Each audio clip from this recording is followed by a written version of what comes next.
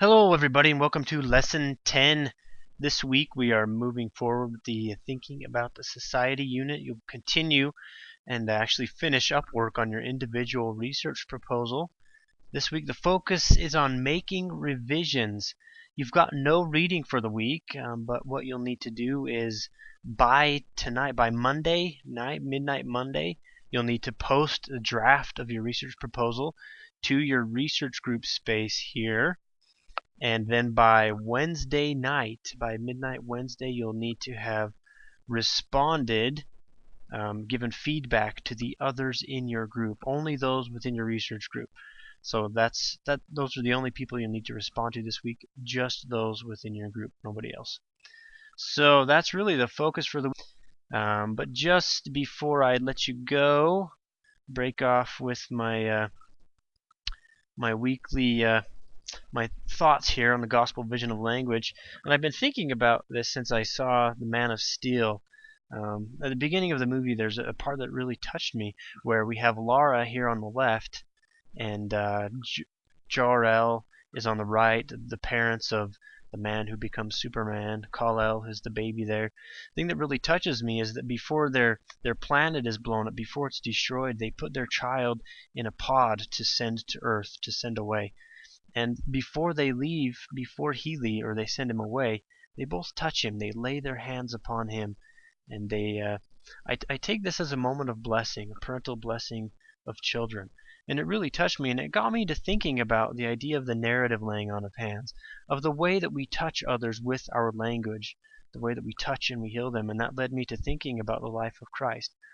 Two experiences really touched me deeply. As I was thinking about this, they came to mind.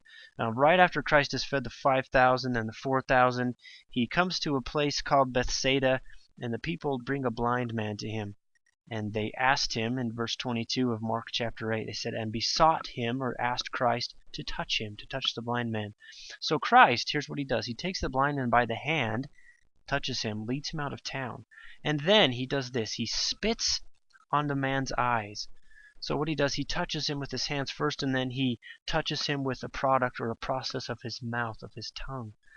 And then the man isn't quite able to see everything, but so Christ touches him again with his hands upon his eyes, and the man can see clearly. Now the thing that really touches me about this is it shows the way that Christ touched the man physically, but also with the product of his mouth. And that leads me to believe that our language, a product of our mouths, that it can touch other people, that it can heal them, just like Christ did here. Now, if we hop over a little later into Christ's ministry, this is found in Mark chapter 9. Right after the Mount of Transfiguration, Christ has taken Peter, James, and John up, and they've seen Moses, Elias, and they've received this great revelation. And they come back down, and there's just a throng of people. In the midst of this, a man had come to the disciples asking for their help with the son who had been demonized. He was possessed of an evil spirit. But the disciples couldn't cast the spirit out. So the man comes to Christ and asks for his help. Christ says, if thou canst believe, all things are possible to him that believeth. And then the Father looks at him and says, Lord, I believe, help thou mine unbelief. So Christ sees this, and he rebukes the spirit, speaks to him with this, uses his language, his words. He says, saying unto him, Thou dumb and deaf spirit, I charge thee, come out of him, and enter no more into him. And the spirit cried and rent him sore, and came out of him, and he was as one dead. So everybody thinks the young man is dead. This child has, the spirit has gone from him, and everybody thinks that the child is dead. And then in verse 27 it says, But Christ took him by the hand, and lifted him up, and he arose. So that leads me again to thinking about Christ using a product of his tongue, a process of his tongue, to cast the spirit out. Uses his language, the power of his words, to cast the spirit out of this young man's life, and then he touches him with his hand, raises him up, and the young man is just fine. So this, I've long thought that language is a way that we can use our language to heal other people. That responsible language use is a way that we can lift and strengthen others.